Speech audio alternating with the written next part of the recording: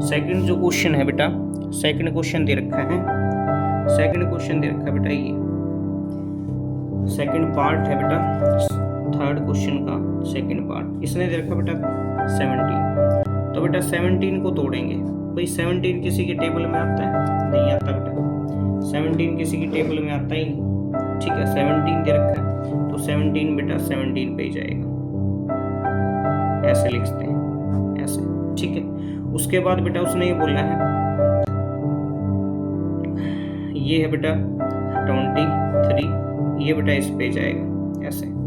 और ये भी बेटा ओडी मतलब क्या है 29, तो बेटा सीधा ही लिख दे सकते हैं इसको। भाई मैंने उठाया 17, बेटा 17 को लिखते हैं 17 इंटू 1।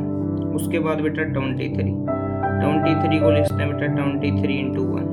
और बेटा 29 इसको लिखते हैं बेटा 29 इंटू 1। ठीक है, ऐसे। अब आपका मन, आप ये बोल, आपके मन में भाई ये विचार आ सकता है, सर आपने ऊपर तो 1 नहीं लिया, तो 1 बेटा चाहे लो चाहे ना लो, अगर यहाँ भी ना लो ना तब भी चल जाएगा काम, कोई फर्क नहीं पड़ता। ठीक है, तो यहाँ बेटा लिखो 1 के साथ भाई आपका नाम है, कुछ भी लगा लो, तो आपका नाम है, आपको 1 से मल्टीप्लाई करो तो आप ही आओगे। तो बेटा 1 कुछ नहीं होता, 1 से किसी को मल्टीप्लाई करो, ठीक है, तो वही नंबर आता है।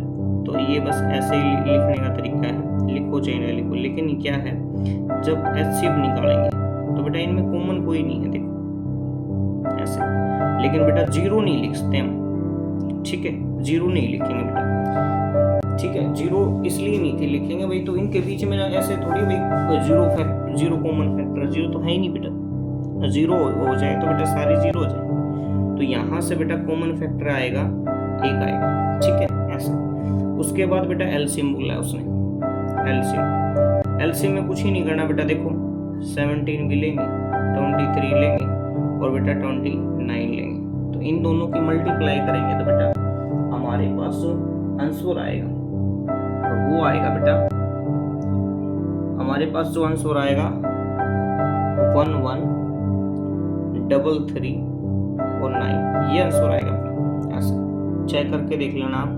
ठीक है भाई, मैंने तो ये है बेटा बार बार कर रखे हैं क्वेश्चन, तो मुझे वैसे ही याद हो जाते हैं बेटा, और आप कर भी सकते हो। उसके बाद अगले क्वेश्चन है बेटा, ये सेकंड